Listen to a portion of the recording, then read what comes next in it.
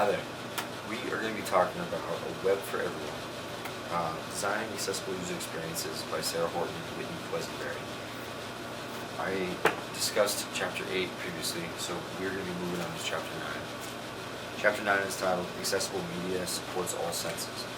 Now this is definitely getting into the more visual design aspect of creating a website, which is, well, visual, but making that accessible to, impairments, such as hearing impairments and visual impairments.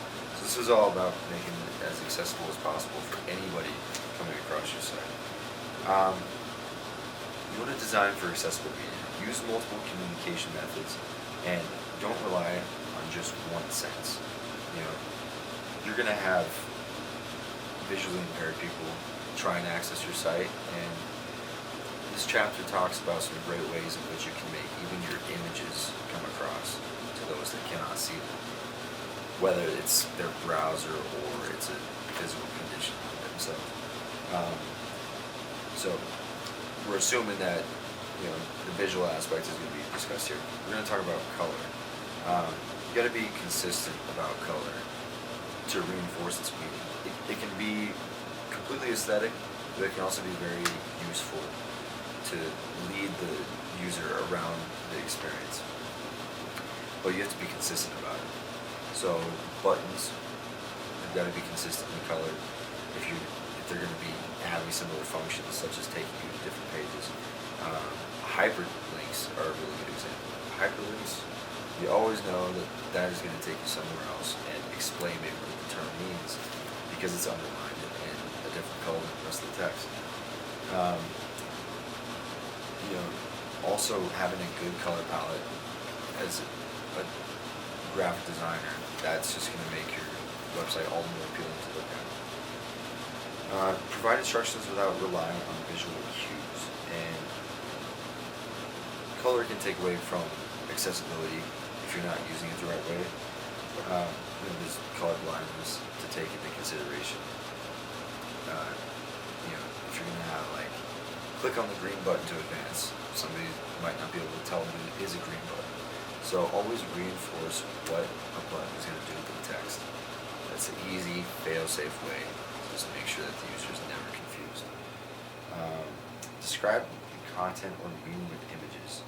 And this is where we get into visual impairment, because whether it's the browser that is not able to display the image or themselves not being able to see,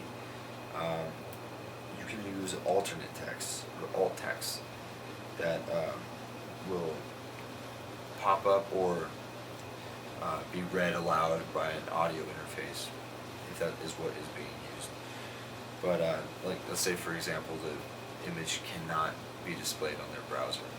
That text will pop up instead, and that text should describe the image accurately, but be brief and concise about it, and then also explain the image in the right context of what you are trying to communicate with that image.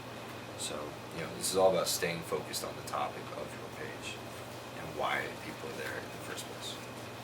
So video captions are also an inclusive way to get the message across to the hearing impaired.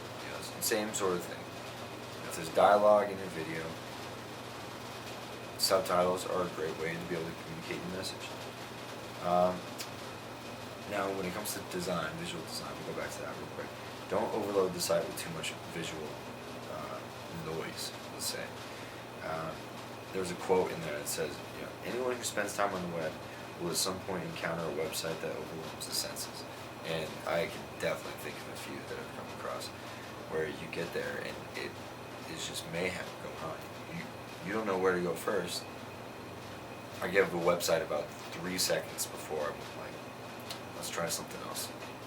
That right there is a huge hindrance for trying to get people to stay on your site and love your site and realize its usefulness or completely enjoy the user experience that you created for them.